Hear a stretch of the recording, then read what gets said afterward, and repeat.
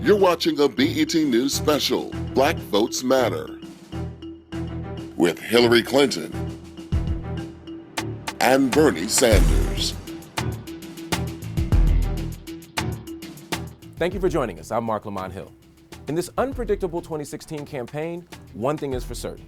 African American voters will play a significant role in determining who the next Democratic Party's presidential nominee will be, Hillary Clinton or Bernie Sanders. Now the candidates address the issues that matter to you. This week, our Jeff Johnson interviewed Secretary Clinton in Chicago, and I sat down with Senator Sanders in Atlanta after a rally at Morehouse College.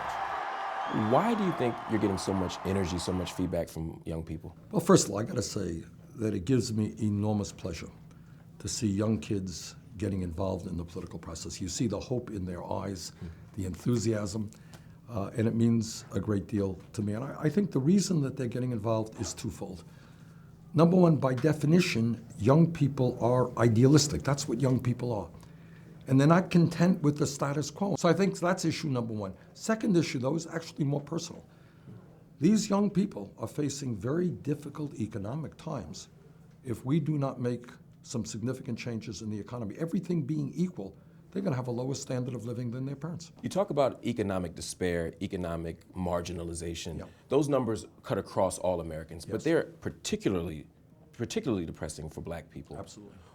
What is your agenda for black people who are wrestling with these issues? My agenda is that when 35% of African American kids are living in poverty, this is a disgrace beyond belief. We have problems with public schools all over this country, especially, as you indicate, in African American schools.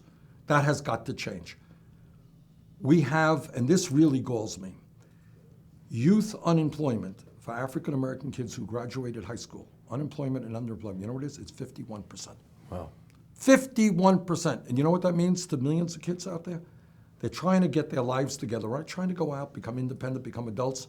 They can't find a job. So we're going to approach the economic issue, create jobs for kids, make sure they get the education they need, rather than build more jails and have more incarceration. This is something that will be one of my highest priorities. Are there any issues that are particularly about race and that can't be solved through economic investment? Look, we have institutional racism in this country. I mean, that's a tragic fact. I think over the years we've made some progress. But when you and I see videos on television of an unarmed African American male being shot in the back, that's institutional racism. That's not economics. And that we have to address. How? Well, I think there's no simple solution to it. But I think as a nation, we are going to have to come together and understand the degree of institutional racism. I'll give you one example, if I might.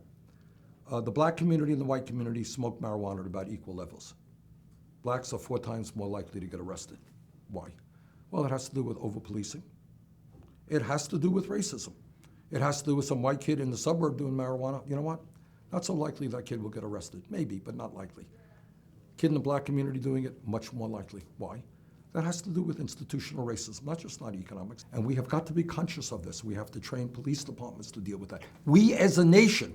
What concretely can we do to end racism or to fight it as it plays out in What these we areas? can do is to develop legislation that says that if you are treated in a racist manner, you know what? The people who treated you in a racist manner will pay a price for that it is illegal. You know, we have laws on the books. I don't know that they are enforced as strongly as they should. So I think there's a lot of work to be done. But bottom line is, we have come too far in this country. We have suffered too much. We have seen too much hatred. And we're seeing it today in terms of voter suppression, et cetera, police brutality, that we've got to confront this head on and work together as one community to resolve it. Coming up next,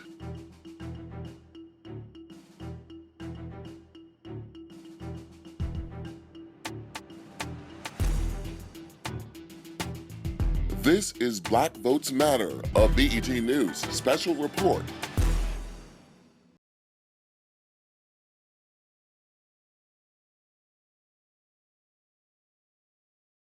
This is Black Votes Matter, a BET News special report. When it comes to racism, one of the groups that has been confronting that head on has been the Black Lives Matter movement. Yeah.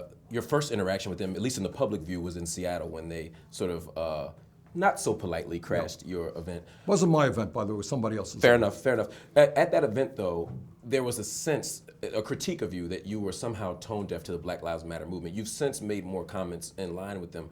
But what is your relationship to Black Lives Matter movement, and why was it so difficult for many candidates, not you in particular, but many candidates, to just say Black Lives Matter? Well, it wasn't difficult. What I think is a very fair critique is that I think the white community, including myself, have not been as sensitive as we should be to what goes on in black communities in terms of policing issues. So it is, I plead, guilty to the fact that I think I have not been as sensitive to that issue. And it's an issue that we have got to be sensitive to. And I talk about major police department reforms, making police departments look like the communities they serve, ending this militarization of police departments, and most importantly, if a police officer breaks the law, they got to be held accountable. But on the justice issue, why would you be better than a Hillary Clinton and also better than perhaps a President Obama as he ends his term? And the only answer I can give you is if you check my record, and my record is clear in fighting for the oppressed and being prepared to take on the oppressors. So I'm not knocking the president, and I'm not knocking Hillary Clinton. That has been my life's work. When welfare reform, you remember welfare reform? Oh, yeah. All right, that was an attack, by and large, against low-income African Americans. They were scapegoated on that issue. Yeah. It was a very easy vote to vote for it, because you can go back home and say, oh, we're gonna get them people off of welfare, right? Right. All right, I voted against it. And not only did I vote against it, but I spoke out strongly against it because I knew exactly what it was. You talk about public policy that's been dangerous to black people. You mentioned welfare reform. We could also look at 3 strikes. We could look at the crime bill, Yes, et cetera. exactly. Those came under Democratic administration. Yes, they did. Why would, in your estimation, a Democratic administration, the Clintons, support such legislation if they are in the interest of racial justice? Whoa, you were asking a very sensitive issue. Let me carry it a little bit further. All right, it's welfare reform. It is 3 strikes and you're out. It is deregulating Wall Street. It is disastrous trade policies, which have hit a lot of American workers, maybe African Americans, disproportionately worse. Decent paying manufacturing jobs going to China and to Mexico and so forth and so on. Why? Well, I think the answer is that sadly, there are elements of the Democratic Party historically that have worked too closely with the big money interests, that have made agreements that were really not in the best interest of the constituents who supported them. Before you go, let me ask you a question. I heard you out there say that we shouldn't be prisoner to the pragmatic, that we shouldn't just say, well, it won't work, or we can't dream that big, that we should dream as big as possible. That's how a Bernie Sanders becomes president. But when the reparations issue comes up, you seem to say no to it because it wasn't pragmatic. How do you jive those 2 things? Well, I think, I agree with the president. This is an area where I agree with the president on reparations, in the sense that what we have got to do and focus on now is addressing the very, very, very serious problems facing the African American community, and we have touched on it.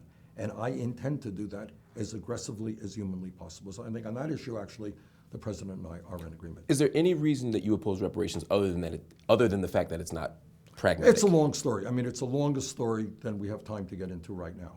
But right now, the focus has got to be is to address the fact that 35% of African American children are living in poverty, 51% of young African American kids are unemployed or underemployed.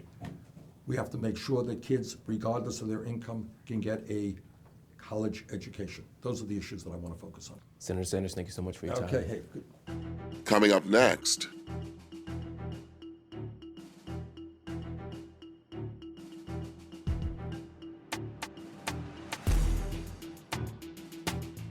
this is Black Votes Matter, a BET News special report.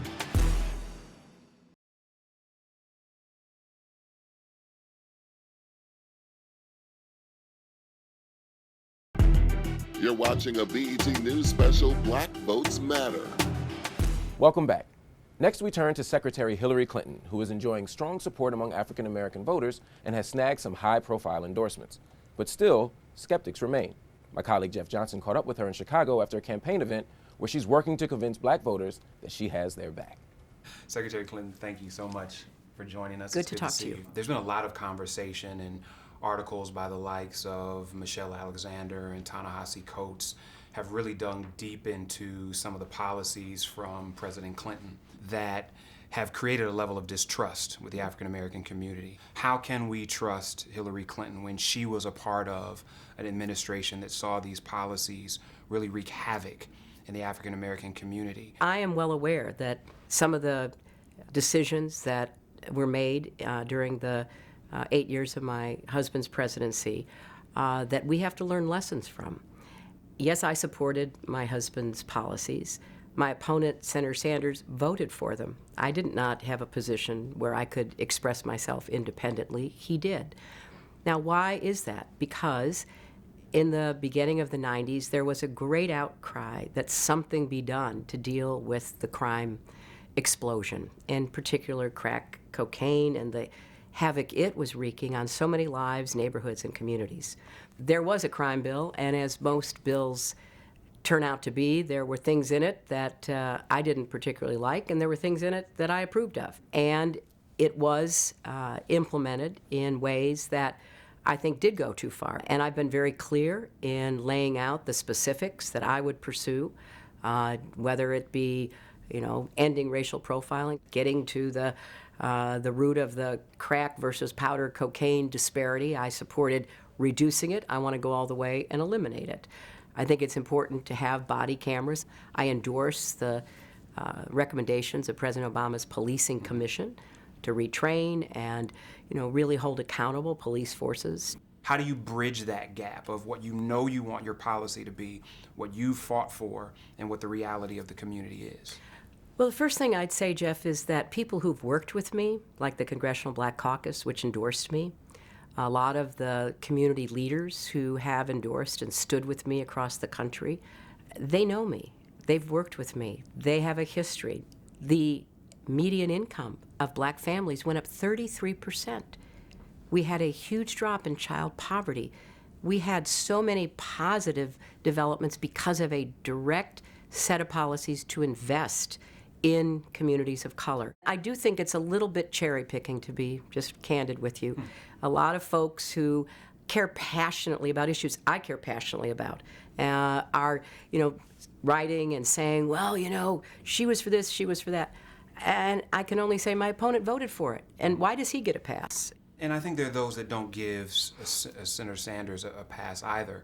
I think it's dealing with those issues that have not been discussed to the degree that I think a large portion of the electorate feels is necessary. Well, I can only tell you that I feel very supported by the large majority of the African American community. I feel trusted by them. I experience that every day. I realize, though, that there are questions that deserve answers, which is what I'm trying to provide. I am trying to lead a conversation that doesn't just address African Americans, but also goes right at talking with, white Americans about the perspective they need to have in hearing about the barriers that African Americans face. We have, as you well know, what's called the pipeline, where children literally are from school to prison. Why is that? Because African American children are expelled, are suspended, are disciplined more harshly. So it starts at a very early age. So if we want to talk about how we move toward a cradle to college pipeline, which is what I would like to see us do, holding communities accountable, holding police forces accountable, shutting down private prisons, which I think have contributed to the over-incarceration. That is my view. That is what I've done in this campaign. It is what I would do as president.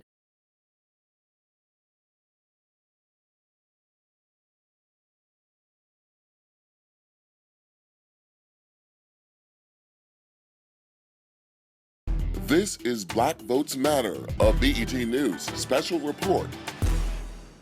From a strategic standpoint, who's the African American voter that your campaign is targeting? Because as many as possible. Well, and of course, right? I mean, we know that, but we say the black community as if it's two people, but it's not.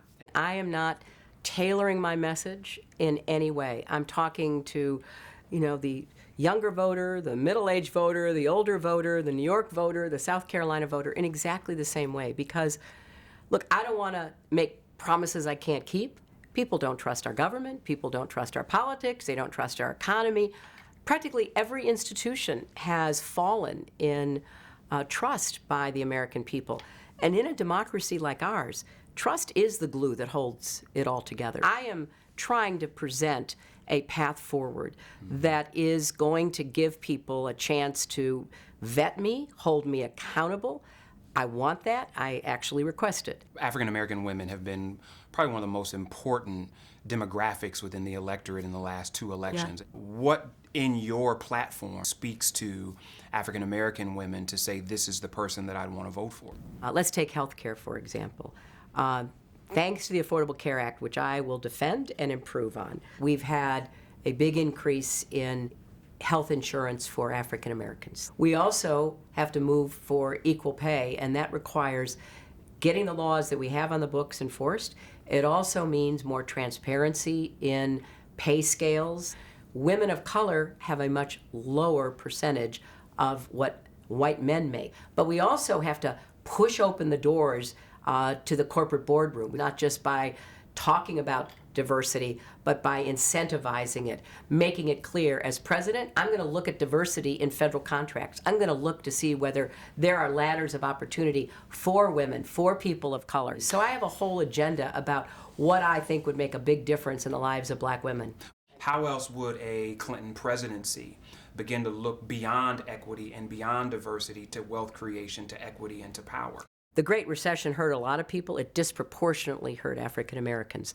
Usually your biggest asset is your home. I want to make sure we do everything we can to help African American families get that down payment, get the financial advice, not from somebody trying to sell you something, but from a reliable, independent source to help you begin to rebuild your wealth. We need more support from the government to make sure it's real, not just a promise that isn't kept. We have to do more SBA lending.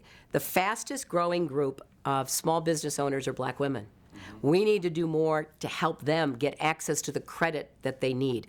And right now, credit is not flowing to small business in general, and even less to small businesses, minority and women-owned small businesses. And that's exactly what we intend to do. So last question before you go. What's your take on reparations, and is it a subject worth conversation? I'm a big believer that we have underinvested in the African American community for generations.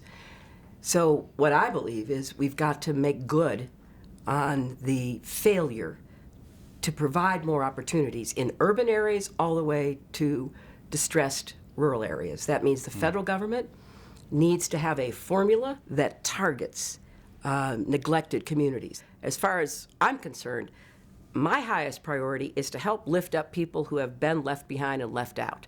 I'm particularly concerned about kids, but kids are parts of families and parts of neighborhoods and parts of communities. So all the work I want to do to give every kid a chance to live up to his or her God-given potential means I've got to invest in those families, neighborhoods, and communities, and that's what I intend to do.